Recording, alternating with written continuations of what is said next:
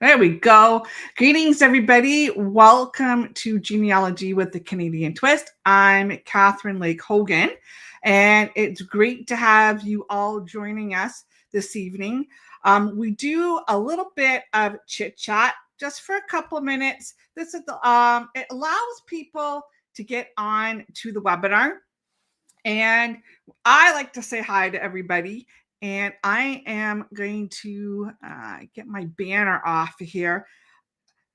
StreamYard, as you know, has done some cool updates and not so cool updates. They've moved everything around, and you can see I still have my name in the lower left corner, even though I moved that banner. I don't know how to get rid of that one, but that's something else I'll have to learn another day. Anyway, people like to put where they're from. They say hello in the comment section, and I like to also show and say hi. So hi, Marion from Calgary. Do you have any snow out there yet? I'm curious. We have Margaret is joining us from Texas. Hi, Margaret. Nice to have you with us. We have Linda from Minneapolis. Lovely, lovely. I gotta say hi to Cheryl. Hi, Cheryl. Good to see you here. And oh my goodness, is this my cousin? Is this my cousin Shelly from Virginia? I think this is. Hello, cousin. Nice to have you joining us. And let's see, Lisa from Maine. Oh, you know, Maine's one of my favorite states. Have not been there in years, but I did like visiting there. Bahama, that's where I went. Cynthia's joining us from Michigan. Lovely. Let's see. Oh, we have someone else from Texas. Who's this? Oh, Fairley's from Texas. Nice. All right. And let's see. Who else do we have here? Celia. Nice to have you joining us from Idaho. That's a state I've not been to yet. We've got Evelyn is from Surrey, BC. That's a province I've yet to get to is British Columbia. I've gotten as far as the Rockies. I've been to Banff. I have not made it to the other side. All right, a little bit closer to home, we have Carol, and she is joining us from Gravenhurst, Ontario. Hi, Carol. Nice to have you with us. Let's see here. Oh, I know. Oh, it is. Shelly says, yes, it is my cousin. Yay. Nice to have you with us. Okay. Let's see. We've got Mary Jane from Brockville. Nice to have you with us. Okay. And Marion says, okay, because I asked that question about the snow, right, in Calgary. And she said they've had some snow earlier in the month, but is nice now. Okay. No winter clothes over the costumes tomorrow. Okay, that's a plus because in Canada, we have to prepare for that. And I'm going to quick say hi to Lana in Utah. So in Canada, oftentimes we have to prepare for winter clothing underneath the Halloween costumes. So as moms, we always had to plan on making the Halloween costume big enough to fit over the winter coat, just in case it's cold. All right. And then amongst all these lovely ladies, we have Bob. Hi, Bob from Winnipeg. And Patricia's here. Hello, hello. And we've got Bridget here with us. Wonderful, wonderful. All right. So I am going to now try and switch over to the screen share. Now, if you are joining us for the first time, or you haven't been here in a while, you have to understand Genealogy with the Canadian Twist. These particular webinars are free, and often that's because I'm presenting a topic for the first time. So it's a little rough and ready. It's not polished like the presentations I do for societies. It's my first time actually presenting this to a group of people. So I don't really know how long this is. I have a guesstimation, but I don't actually know how long the presentation is. And that's why I do these, to get me a little bit of practice, to do some timing so that when I do go to present it elsewhere, I'm prepared. I know whether this is too long, too short, what have you. But I've got my slides ready. So we're going to switch over and we'll get started. And let's dive into translating some French Canadian records. Okay, screen share. Let's see here. All right, you should be able to see my screen. That's not how I want it. All right, hold on. No, it's not doing what I want it to do because I don't want that sidebar showing up. I don't want that menu showing up. All right, let's try this one more time. Screen share.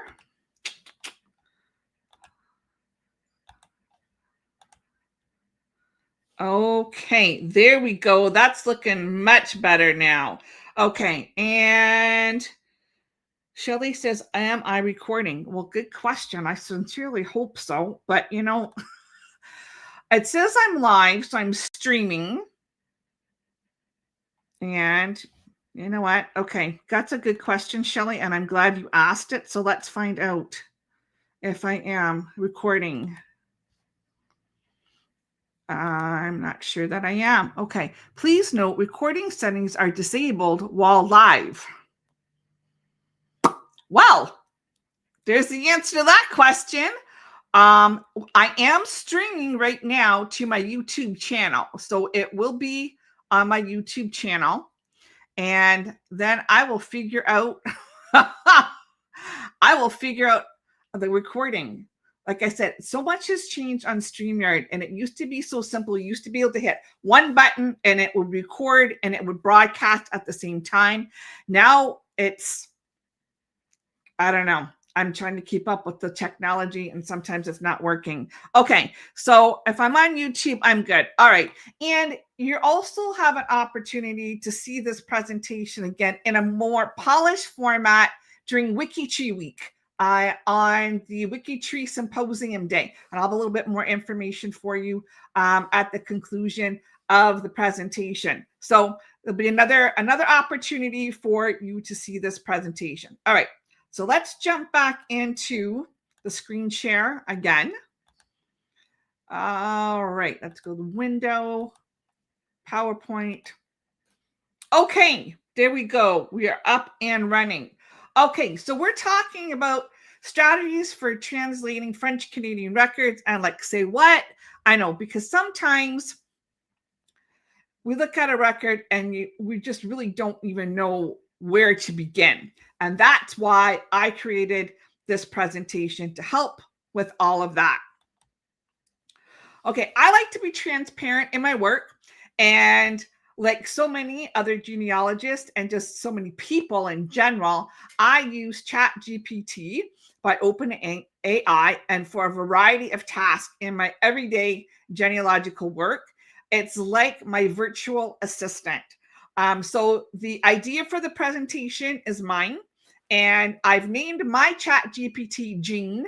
And I asked Jean to create an outline for this webinar. And so it will give me an outline. It saves me so much time. And then I review all the content.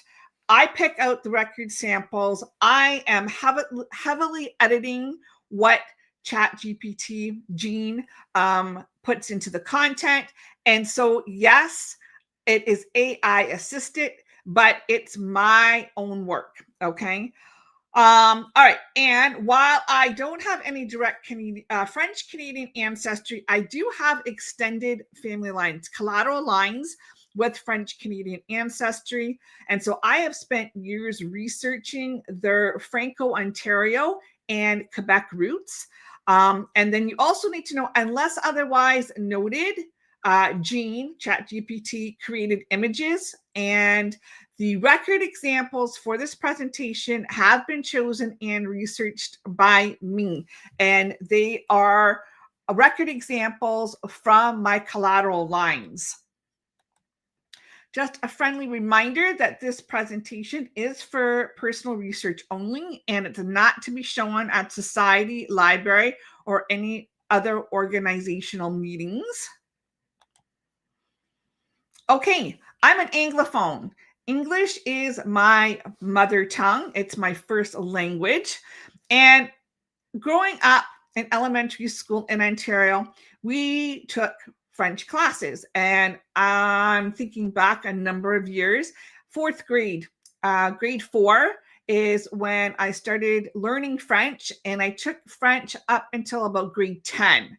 So I have some basic knowledge about French, French in French Canadian records, but I am not fluent at all in speaking French, and I am not fluent when I'm reading French, and I speak French with an Anglophone accent. So my pronunciation of the French words is not going to be how somebody from Quebec or somebody from Ontario who is Francophone is going to pronounce the words. So please don't tell me in the comment that that's not how you pronounce the words. I already know that.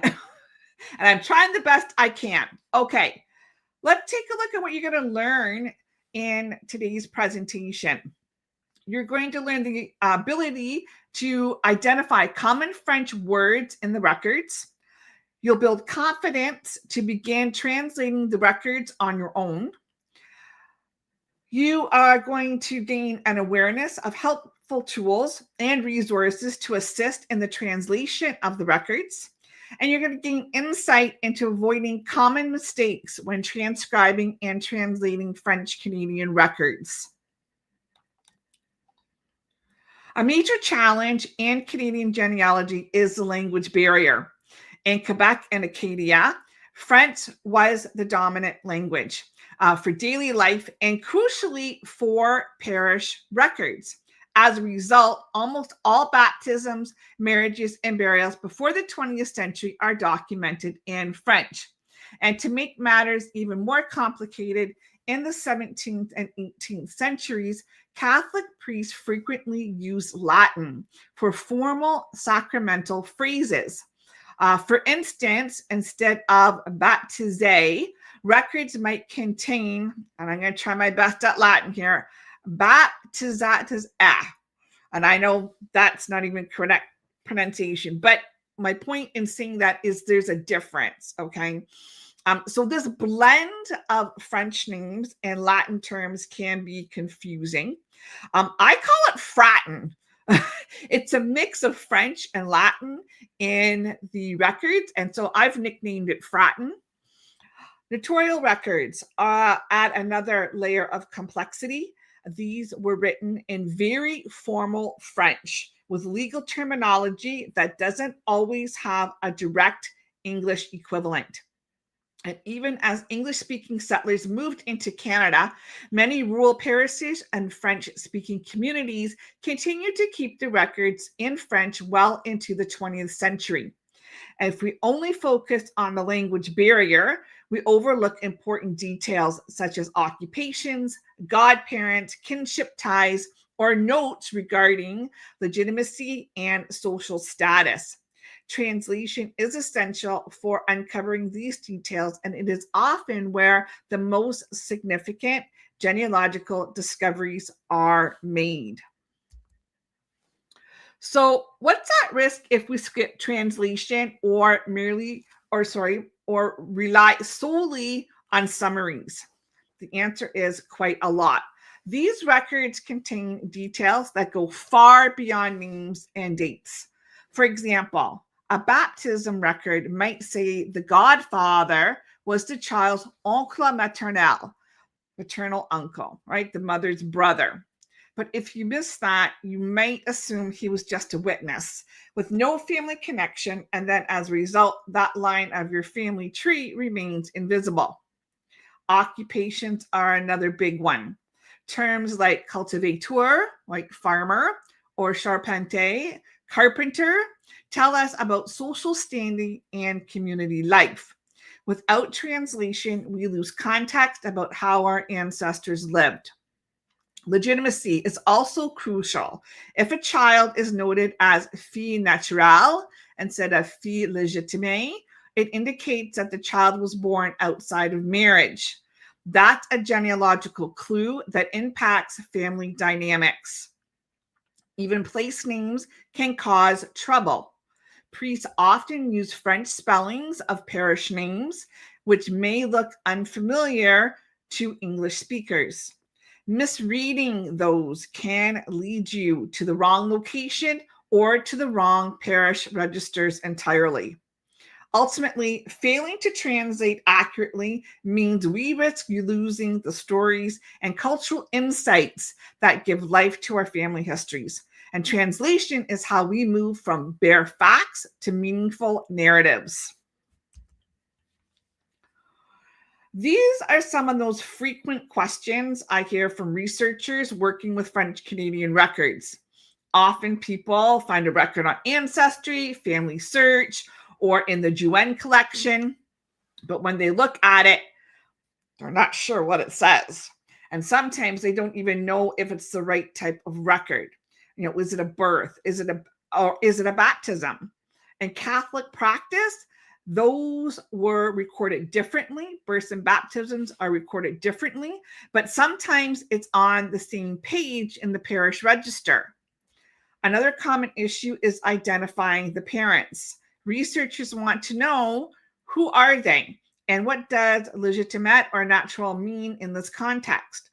These terms affect lineage and inheritance. Place names also create confusion. Parishes may have merged, changed names, or disappeared altogether.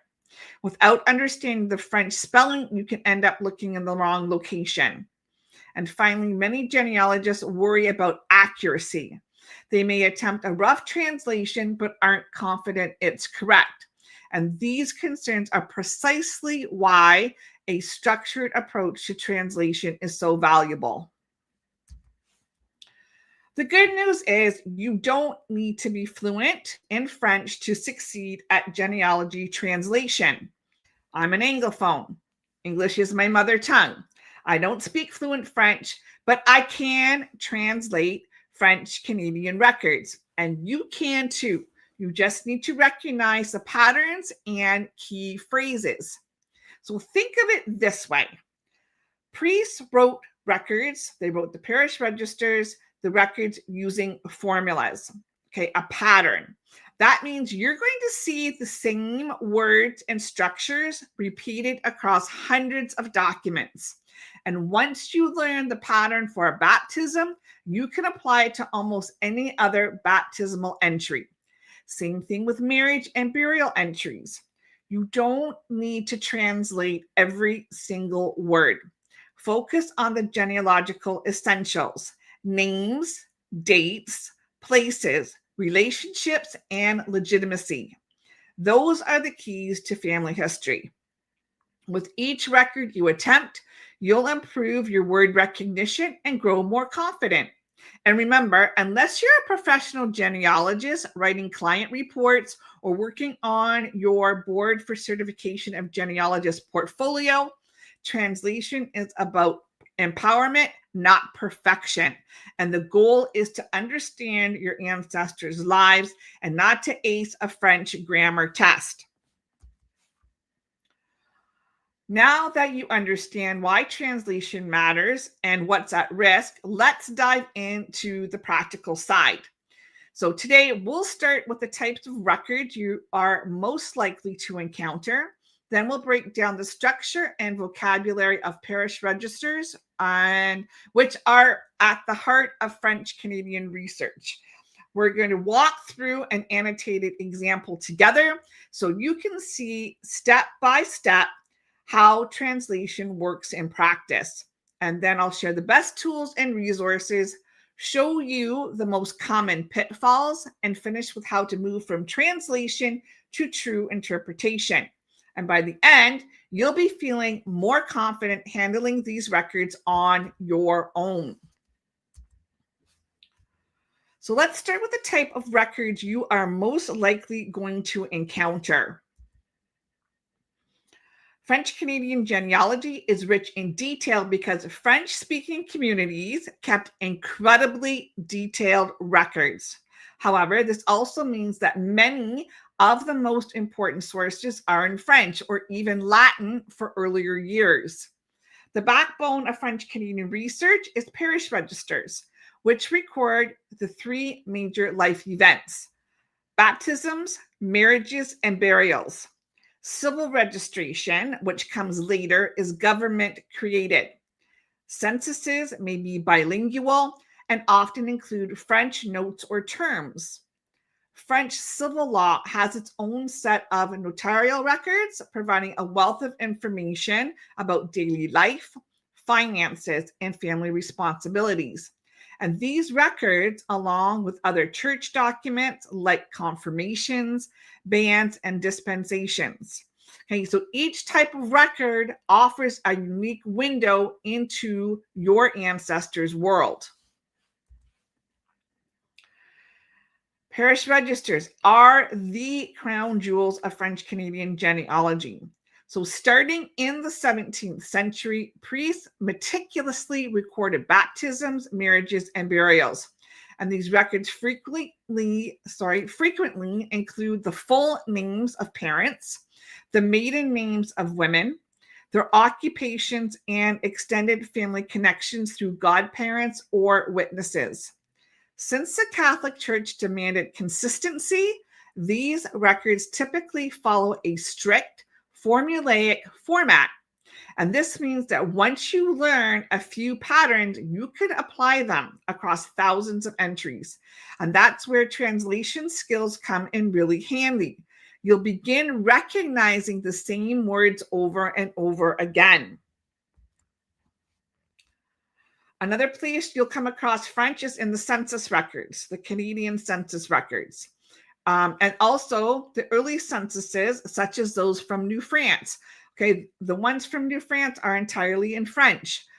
Later, the federal censuses used bilingual forms, but the census taker might have added notes or occupations or comments in French.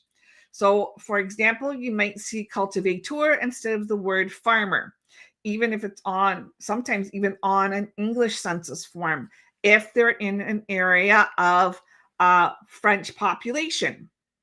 Recognizing these terms provides not just the names, but a deeper understanding of how your ancestors lived. Census records are especially helpful for tracking family groups and identifying migration patterns.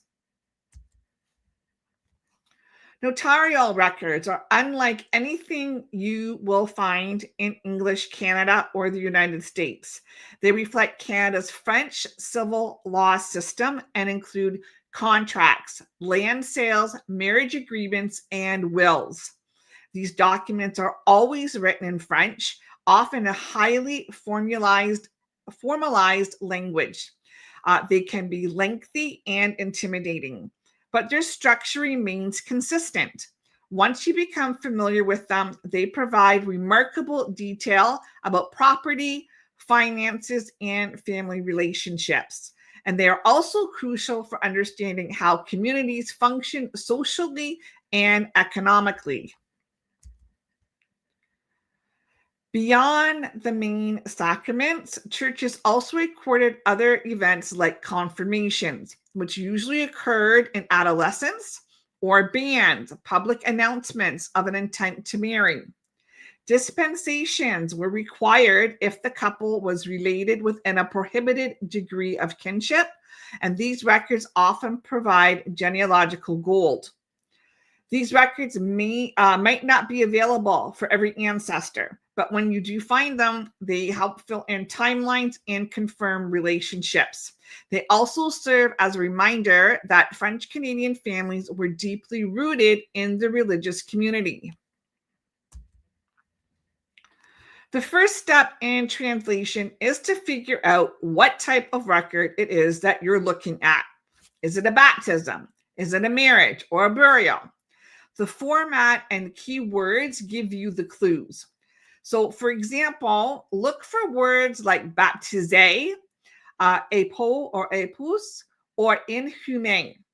Identifying the record types sets your expectations. In a baptism, you'll look for the child's name, parents and godparents. in a marriage, you'll look for both sets of parents and witnesses. Knowing what to expect means you won't waste time trying to translate every word. So now we're going to dive into the structure and vocabulary of the French parish records. The beauty of French parish records is that they follow a formula. Priests were trained to write records in a structured way using specific words and sequences repeatedly. So even if the handwriting is messy, the rhythm of the record is consistent. Think of them like a stage play. The priest is following a script. If you learn that script, you'll recognize the same rules and cues no matter which parish you're in. And that's why structure is the key to translation. Baptism records usually begin with the date and the priest's formulaic statement. Then they identify the child, the parents, and the godparents. Godparents were often close family members, uncles, aunts, and grandparents. If you look closely, you may also find notations about legitimacy, the father's occupation, and whether the father signed the record. Baptism records become much easier to interpret once you understand the key phrases. For example, fille légitime de indicates a limit. Let me try that again. For example, fille légitime de indicates a legitimate child of married parents, while fille naturelle means born outside marriage. Words like parrain and marraine appear in nearly every baptism record, and you'll start to recognize them right away. It's not about learning every word. It's about noticing the repeated indicators of who, when, and where. All right, so now we're going to go through an example and we're going to do step by step how we're going to break it down, and we are going to look at this record here. This is the baptism record of Anne Evangeline Langlois. It's dated 21st of September, 1898. And at first glance, it looks a little intimidating. But when you break it into parts, when you break it down, you'll see how the structure and vocabulary make it manageable. The first thing to do when you find the record is to write what you see. And actually going old school and using pen and paper is really helpful. You can type it out, but I really do recommend writing it out using pen and paper. Don't worry about spelling or grammar. Write down what you see. Follow the same structure as in the record, line by line. So looking at the record, I can see that there are 8 lines of text, and sometimes it's helpful to number them, especially if you have a document that's really long. It's just helpful to number all the lines, okay? It keeps you organized. And so when you break down the task like this, it becomes manageable and it's not so overwhelming. So this is my first attempt at writing what I thought I saw in the record. I know it's not perfect. I'm questioning the names. Do I have them correct? I'm not sure. But I'm going to start to tackle the translation. So this is my first attempt here. French records typically begin with the date written out in words. So you're not going to see the numerals. You're going to see the full words of the date. And here we have le 21 septembre 1898. And when it comes to dates, you will frequently see the words mille and cent. Okay, mille means 1,000, cent means 100. And so the date in the record is like a math equation. So we have mille equals 1,000. We have 800, so that's 800. 80, okay, 80 is 4 and 20. So that means 80. 10 is 10, and 8 is 8. So when you add this all up, you're going to get the date, and that's 1898. And so all the dates are like this. Almost all the dates are like this. So if you can break it down and write it out and add it up, then you should get the correct date. You get the correct year. Okay, so returning to our record, now we need to figure out the day and month. So we see here, it's right there, le 21 septembre. So on the 21st of September, 1898. And there we go. Our date is finished. Okay, so next we have our first formulaic phrase in the baptism record. And I've seen this phrase in every French Canadian parish baptism record I've researched. Par nous Petra sousigner. And this is where you might get worried, anxious, overwhelmed, scared that you cannot figure this out, but we can do this. Let's break this down word by word. Par means by, nous means we, prêtre means priest, and sousigner means undersigned. So par nous prêtre sousigner means by we, the undersigned priest. So now that you know that prêtre means priest, you can keep an eye out for that word in the parish register records. And just like that, we already have the first two lines translated. Okay, so we have on the 21st of September, 1898, by we the undersigned priest. Okay, let's keep moving on and let's go to the next line. Step 2 is to identify the event and the child. So line 3 is a été baptisé en Evangeline nié ce. All right, so let's break it down. The priest states the event, baptism. The phrase a été baptisé means was baptized. Then we get the child's name, Anne Evangeline. Now, notice that the priest uses a formula. The event first, then the child's identity. The next phrase is at the end of line 3 and the beginning of line 4. Né ce matin, which means born this morning. So it tells us that the child was born that very morning. And that's line 3 finished. So a été baptisé en Evangeline nié ce matin. Was baptized and Evangeline this morning.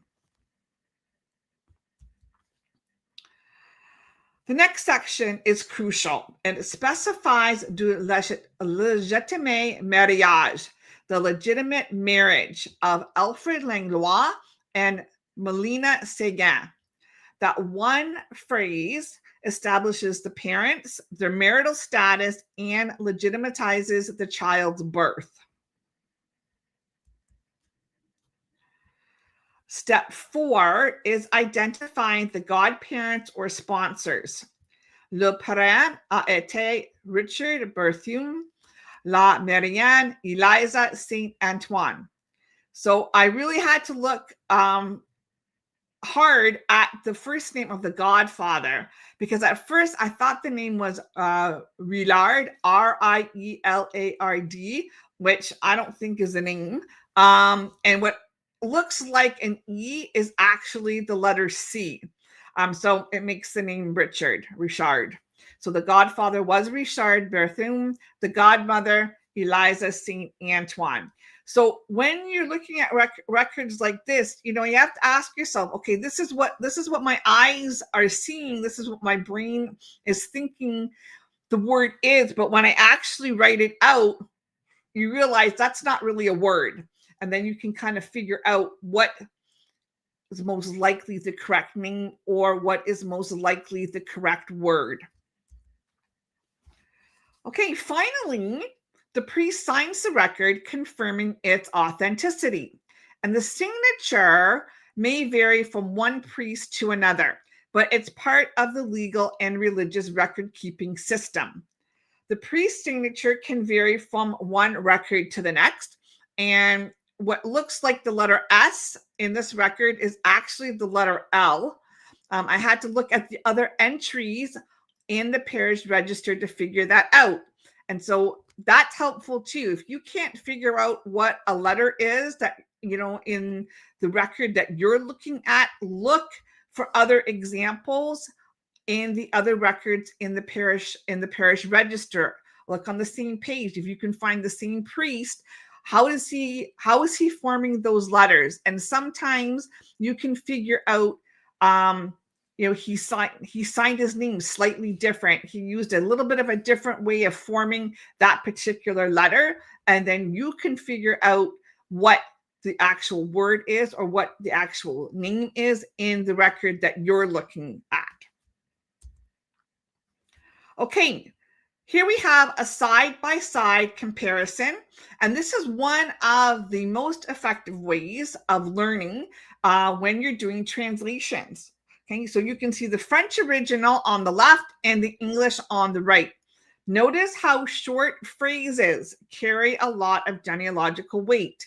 Légitime mariage confirms the child's legitimacy, and the names of the godparents provide extended family context.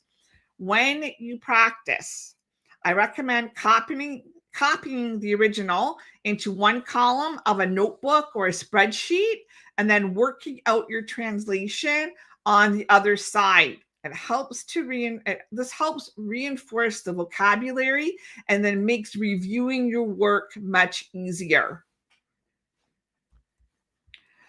Now let's take a look at some tools and resources for translation. The good news is you don't have to face French records alone.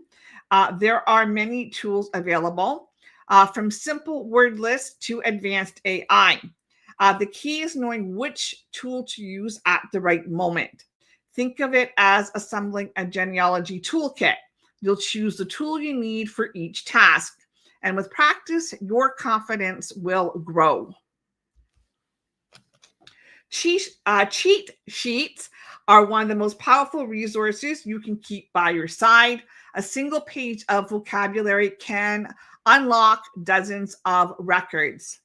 And because parish records are so formulaic, common words you'll see in baptisms, marriages, and burials like parrain, époux, légitime are repeated again and again, making these lists invaluable. For a quick and easy resource, I've put together a French-Canadian translation guide. It provides vocabulary lists, phrase breakdowns, and examples of actual records. And it's designed specifically for genealogists working with Quebec and Acadian records. And it's paired with the one-page cheat sheet and date converter. And it gives you a complete bundle that gives you everything you need in one place. And I will put that link for you in the chat box when we come out of the screen share so that you can take a look at that. Oh, whoops. And I didn't mean to do that. Oh my goodness. PowerPoint crashed on me, folks. I'm sorry about that. All right. Let's see if I can get that back up for you. Wow, that was odd. All right. Let's see if I can get that back up.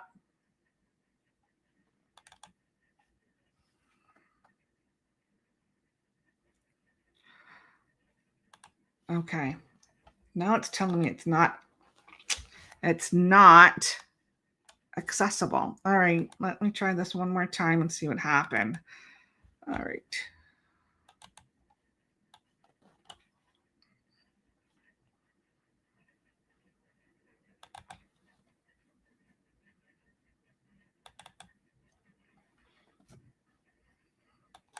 Okay.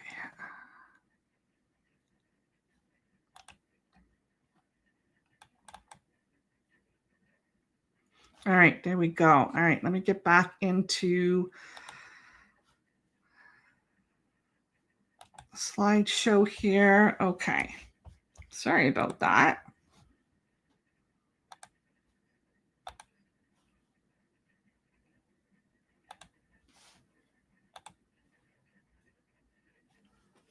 Oh, hold on a second here. Okay. What? All right, it's not cooperating here. Let me try this one more time.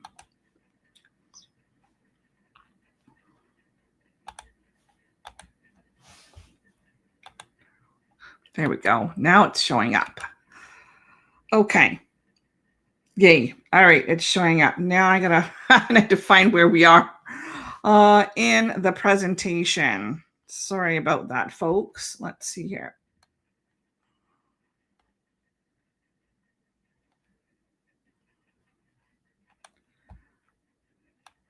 I'm almost there.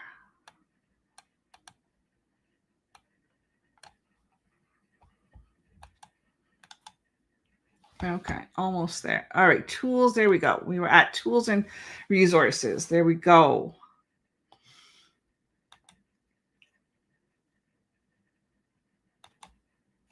Okay, so dates. Dates can be intimidating because they're almost always written in words rather than numerals. So, for example, 1898 is 1898. Ordinals like premier, first, or onze mai, 11th, can also throw people off. And in very early records, you may see feast days like La Fête de Saint Jean.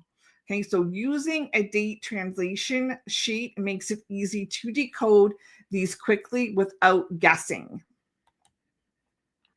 Online tools like Google Translate or DeepL can be handy if you're working from a transcription. They're good at giving you the gist of modern French, but they struggle with older phrasing, handwriting, and abbreviations. For example, abbreviations like SR for sur or shorthand for months won't translate correctly. Use these tools with caution and always verify against your cheat sheet. Reading old handwriting can be really tough. Each priest had their own script, and some are harder to decipher than others. Resources like the Juan collection, they have a handwriting key. Okay. Also, family searches, paleography tutorials are great for practice. Just remember, the more you immerse yourself in the old handwriting, the quicker your eye will adapt. It's similar to learning a friend's handwriting, right? We're so used to reading text messages now that sometimes, a friend gives us a birthday card and they write in cursive. We've got to adapt. We're not familiar with it. So it's just, learning to read that script, and you will get better. It will get easier with practice. AI and OCR, which is optical character recognition. Okay, these tools are advancing rapidly. For example, transcribers can read printed French text quite well. Some genealogists like to use AI like GPT to produce rough translations from typed records. But remember, AI doesn't always understand historical or ecclesiastical language, and it can make false assumptions. So use it as an aid, not a replacement of your own careful review of the record. And ultimately, the best resource is the one you've customized for yourself. So start with ready-made tools like guides, cheat sheets, and date tables. Incorporate your favorite online resources, paleography keys, and any translations you have already worked on. And over time, you'll build a personal library of phrases and patterns that apply directly to your ancestors' records. And that toolkit will expand as you continue your research.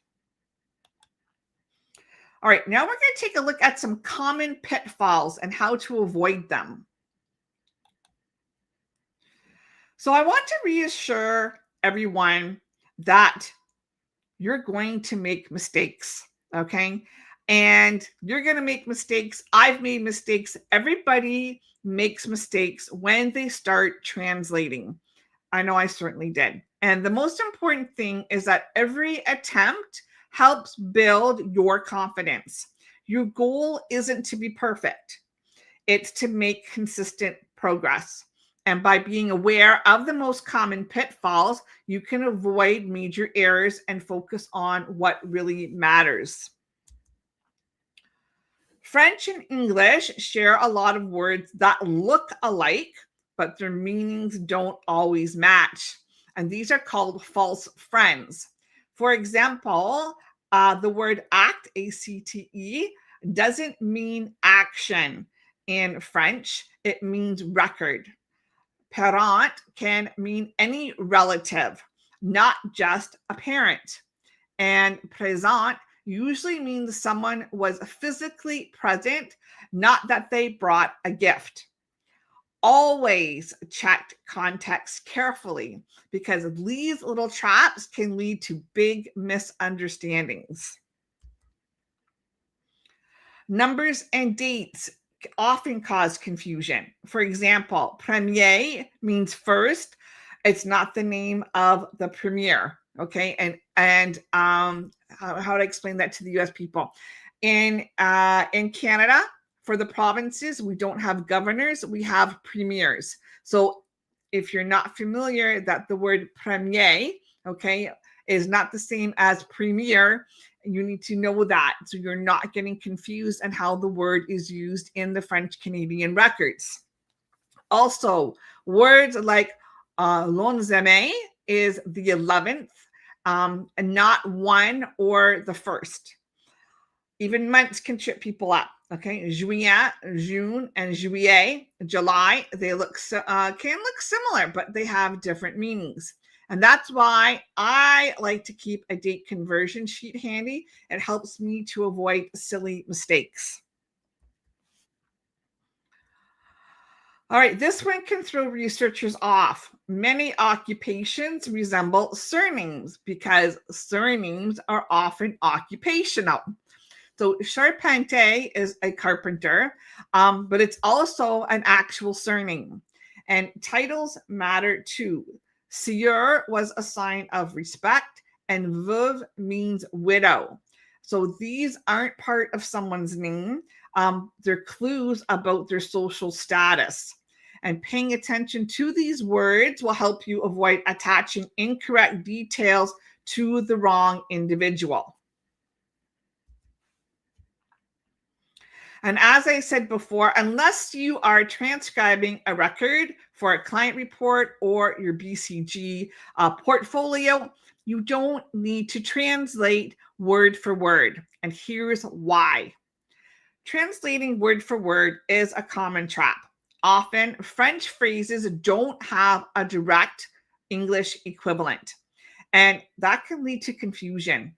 For example, en présence de literally means in the presence of, but in a record, it actually means with these people as witnesses.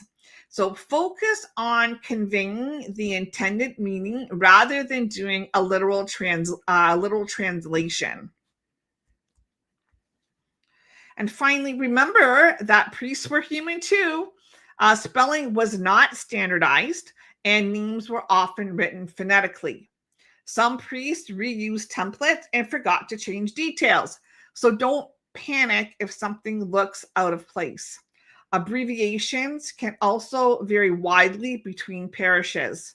And focus on the essentials: names, dates, and relationships. And these are what matter most to your genealogy. And now we're going to move from translation to interpretation. So translating the words into English is just the beginning. The real genealogical payoff comes when you interpret the record,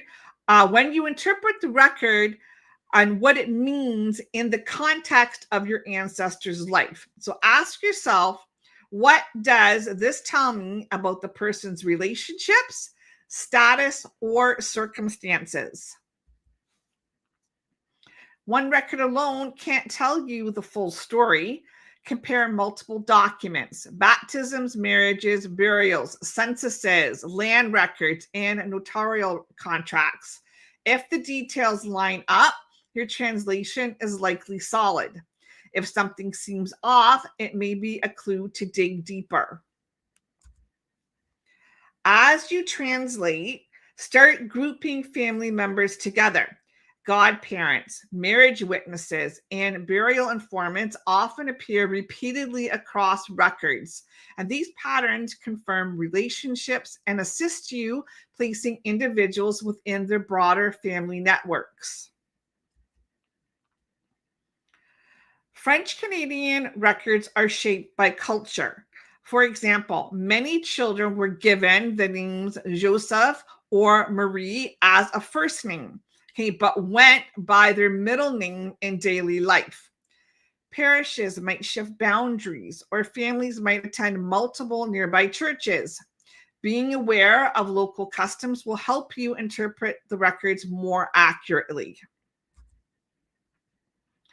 And so here's a simple checklist you can use every time. If you can identify the record type, spot the common phrases, and know who's who, you're in good shape. Always cross-check with other records. And if you're stuck, don't hesitate to reach out to other genealogists or use professional help. We've all been there. And another tip is Facebook groups. A lot of Facebook groups, if you post something on there, people are very generous with their time. They can help you when you get stuck. Okay, so now we are going to attempt to translate a marriage record. Okay, so here is the second record we're going to transcribe and translate. You can see it's much harder than the baptism record that we transcribed and translated earlier. And I have to say that particular baptism record is, I would say, the exception more than the rule when it comes to the entries in the parish registers. That was extremely beautiful script, and it was easy to read. Most of the time, this is what the parish registers look like. Okay, sometimes they're even harder than this to read. Okay, okay, so as I said before, the strategy I like to use when I'm doing the records is I like to sometimes actually print the record. If you have a printer, this is where it comes in handy. Is I like to print it, and then I like to number the lines. Now, for the sake of time, we're not going to completely translate this record, but we are going to start to tackle some of it. Okay, so what kind of record that I've got boxed there, what kind of record do you think this is? And what do I want to do next? So type in the comments. I want to see what you think this record is, and what is the, once I've identified, once you've identified the record, what's the thing that I want to do next?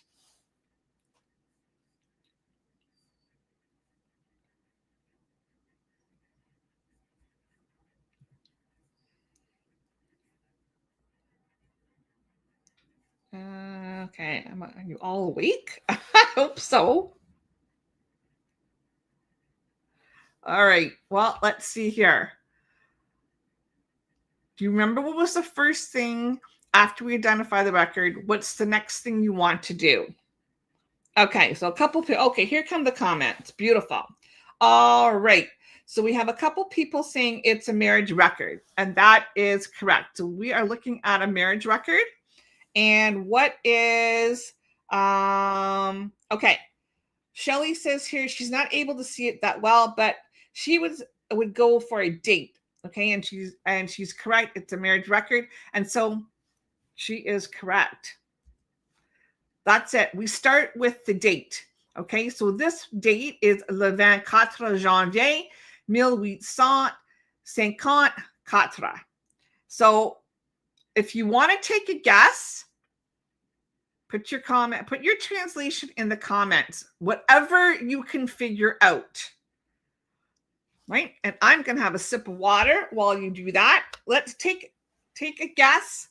even if you can figure out the year, or you can figure out the day, or you can figure out the month. I want to see what you can come up with this date.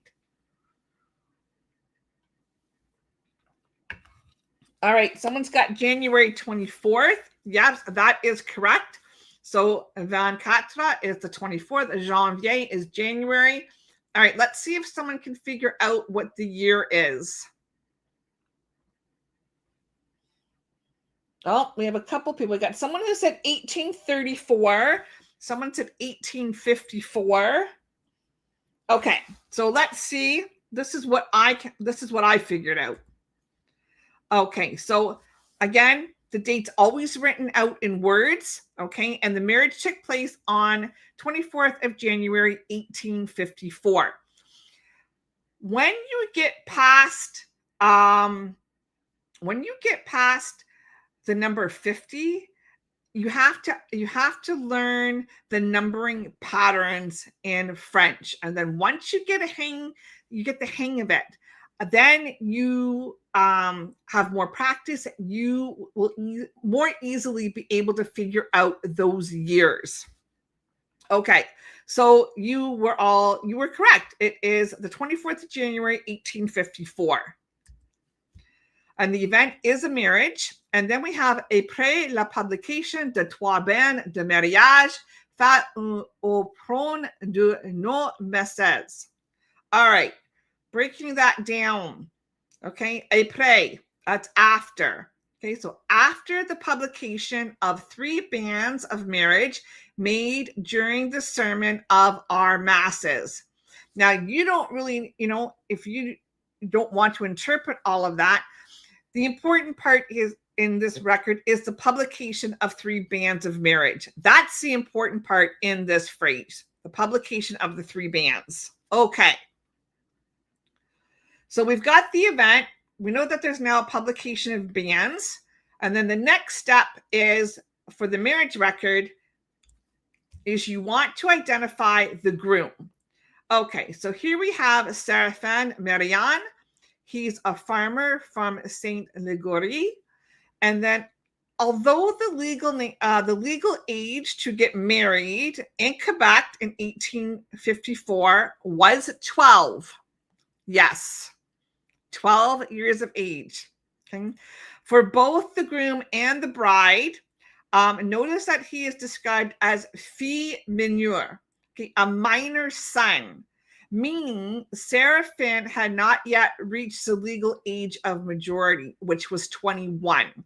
So there's a clue there, okay? So we don't really know how old Séraphin was when he married, but we know that he is below the age of 21. And then the next part of this phrase here is the name of Séraphin's parents, Antoine Marian and Isabelle Primo. Okay, they are identified. And now that takes us back a generation on that line of this collateral line of my family. Okay, so now we have here between Séraphin Marian, farmer of the parish of Saint Legory, minor son of Antoine Marian and Isabelle Primo. Okay, step 4 is identifying the bride. So here we see Rose de Lima Landry, a minor daughter, okay, which means she's under the age of 21. Her parents are Paul Landry, a farmer, and Adelaide Thériault, both of Saint Julien. So this gives us another generation and ties in with her family of origin. So we're getting that other parish. So now I know when I start researching the Landry line of the family, I don't want to be looking in the same parish as Séraphin's family. I want to be looking in Saint Julien. Okay, let's keep going. Next, we have the banns and consent. The priest confirms that the banns were announced and no impediments to the marriage were found as required by canon law. Okay, and I'm not even going to try to pronounce that. But that's what that means. So there was no impediment to the said marriage having been found. Okay, let's get to step 6 in the marriage record. All right, and that is the witnesses.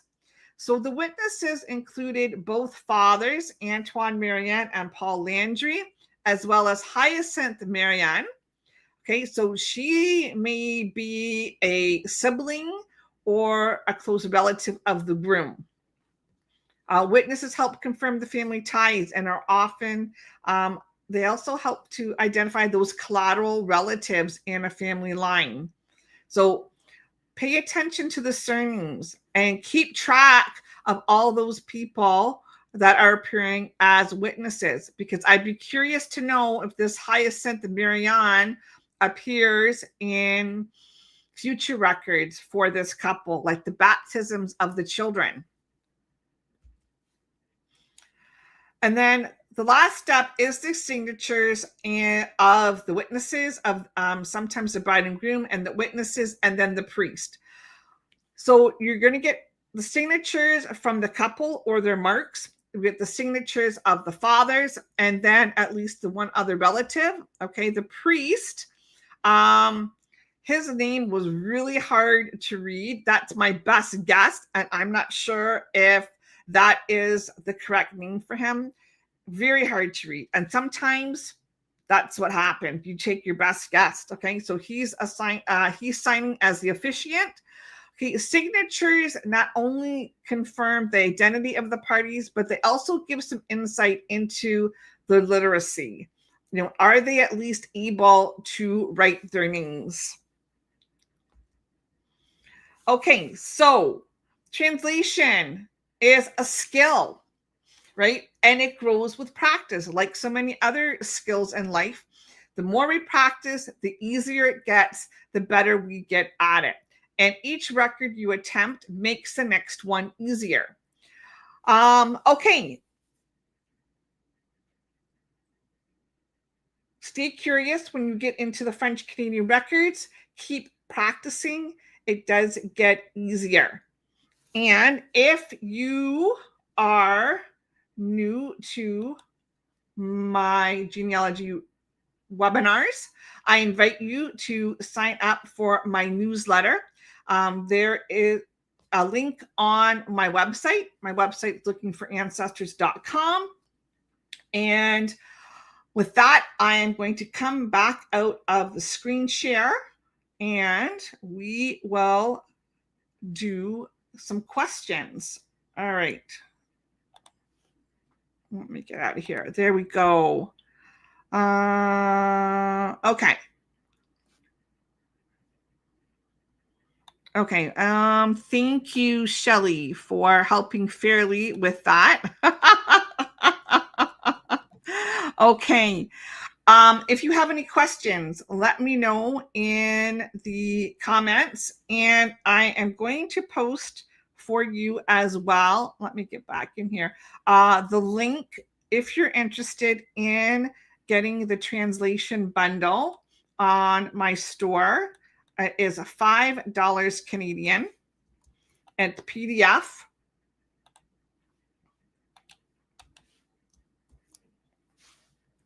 All right. There we go. There's the link. And okay, Shelley wants to know, I'm going to post this here so everybody can see this. Are there naming patterns for French Canadian families? Yes. The short answer is yes.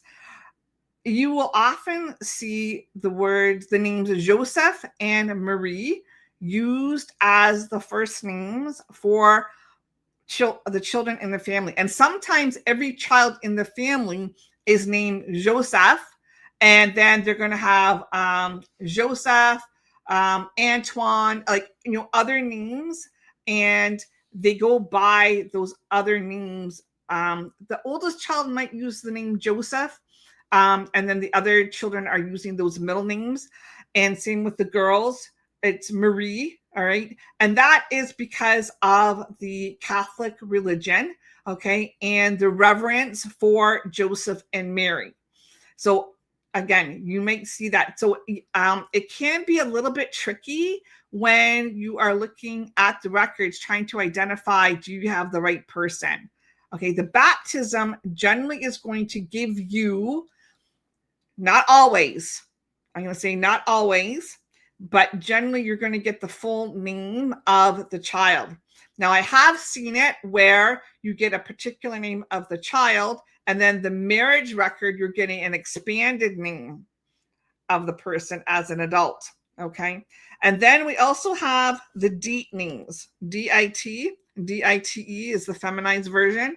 And that is the name.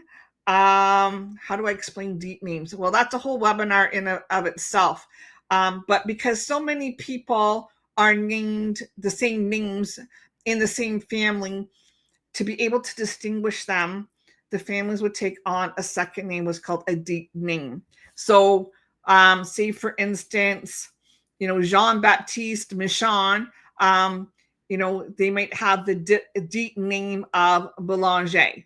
Okay. So when you're researching the records, you have to research both names. You have to research the DIT name, and once you identify what the family name is, the original family name, then you have to research the original family name, because sometimes some of the children in the family are going to use the original family name, and some of the other children might use the DIT name.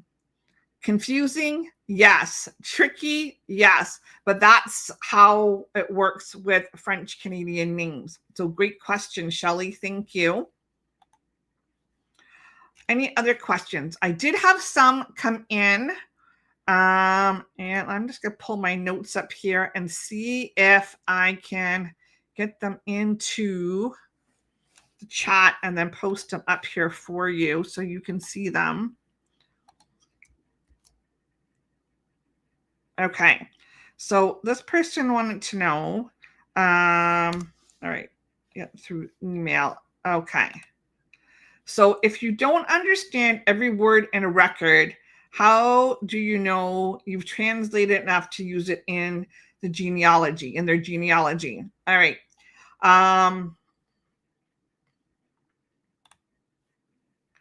Again, when you are translating the record, focus on the key phrases. So remember, you're looking for who, when, and where. Those are the key elements in any French Canadian record, is the who, when, and where. So remember, the records always start with a date. So there's your when, and then they're going to identify the person. That's the next phrase. Okay, it's going to say, we the undersigned priest, and then it's going to identify the person. So date, person. Okay, sorry, that's not right. Date, event, person. Okay, and then you're going to get the names of the parents, and then you're going to get the witnesses. So once you understand that pattern, you can look for that in the record, and you don't necessarily need to be translating every single word, and to be able to use just what you get with those those phrases that answer the who, the when, and the where. Then yeah, you can use that in your genealogy. Like if you're writing up a story to share with your family doesn't need to know all the details of what the priest said. They just want the gist of what the record says. Okay, again, unless you're writing a client report, unless you're working on certification or accreditation, you don't need to have every single word translated in the record. Okay. Shelley says, okay, on slide 6, was that a common clause in a marriage record? Okay, let me jump back in here and get that up for you again, Shelley, and we can take a look at I'm thinking you're guessing step 6.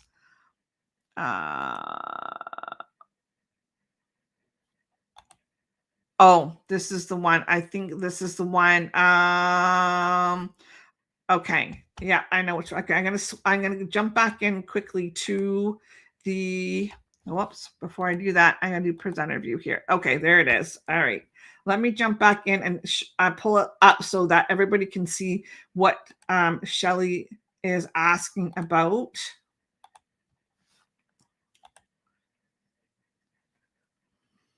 Oh, it's going to cooperate. Come on. No, it's not. Oh my goodness, it's not cooperating. All right, there. Well, it's not showing presenter view, and I don't know why. Let me try that again. Come on.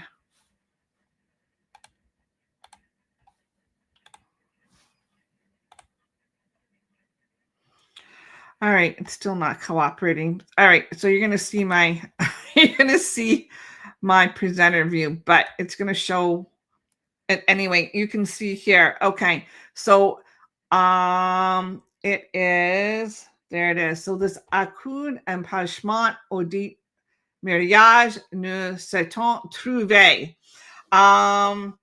Yes. So this is probably standardized phrasing in the marriage record. So no impediment to the said marriage having been found. I've done a lot more baptisms and burials for whatever reason than I have marriage records. But again, it's something that, if you're seeing this phrase, it's likely formulaic in the writing of the marriage entry in the parish record. So great question. Thank you for that, Shelly. Good one. All right, let's come back out of this. Okay. All right.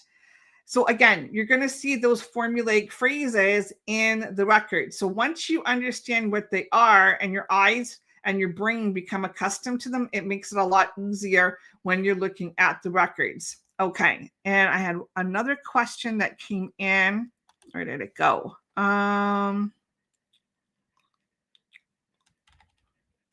So this one, I'm going to put that into,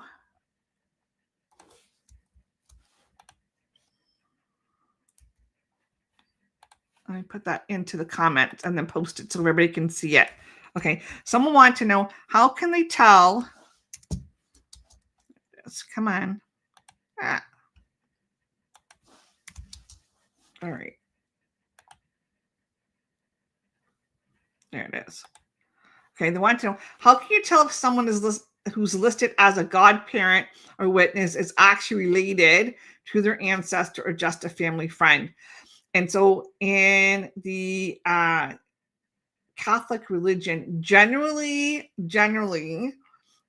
I would say almost all the time, it's going to be somebody who is related to the family somehow. And that is our job to figure out how they're related to the family. What is the relationship? So it could be a sibling. Okay. It might be an aunt or an uncle, but generally there's going to be usually a closer family relationship. It could be a grandparent. Often you're going to have the grandparent is a sponsor or a witness at the baptism of the grandchild. Okay.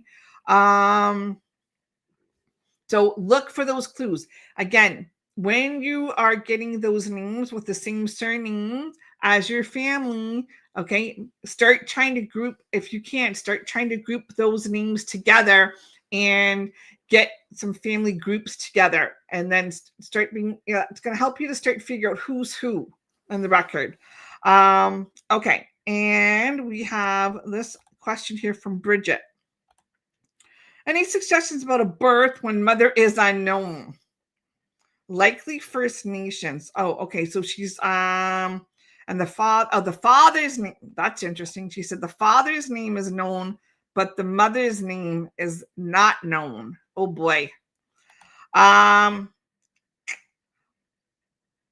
would look to see if you can, if there are any other children with that father's name, and see if you can find other records, baptism records, and see if the mother is named in those records. It's a guess because you're not going to know unless there's another record that is going to name the mother for that child, right? It's very hard. So, and a record like that, and that's unusual. to have the father named in the record, but not the mother. The only thing I can think of in a situation like that is the mother died. And I don't know why she would not be named.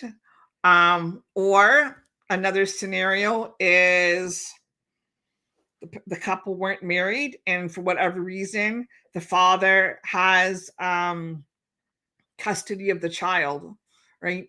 And he's raising the child and not the mother.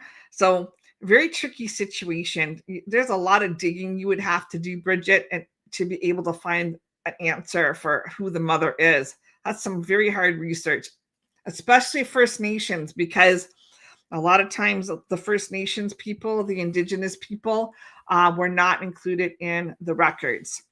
Okay, I am not seeing any other questions. So thank you for joining me. And if you'd like to see this presentation again, I will send, it is on my YouTube channel, so you can find it there. It will post it there for a while. And if you'd like to see this presentation in a little bit more polished format, you can join me next Friday. So that's Friday, November 7th for the Wiki Tree Day Symposium. That is a full day, 12 hours of professional genealogists talking on a variety of topics. I am speaking at 11 a.m. Eastern time. And next week is actually Wiki Tree Week, full week of activities. So if you go to wikitree.com, you will see the link there to register for Wiki Tree Week. Lots of fun things going on. And Shelly, look at this, woohoo! My cousin Shelly here is also speaking on Wiki Tree Symposium Day, and she is on at 9 a.m. Eastern. Yay, wonderful. Yes, and we are going to be on standard time. So we switch over this coming weekend from daylight savings time to standard time. All right, so we gain an hour of sleep. Yay. Wonderful. All right. And with that, everybody, thank you for joining me tonight. And until next time, have fun looking for ancestors. Bye, everybody.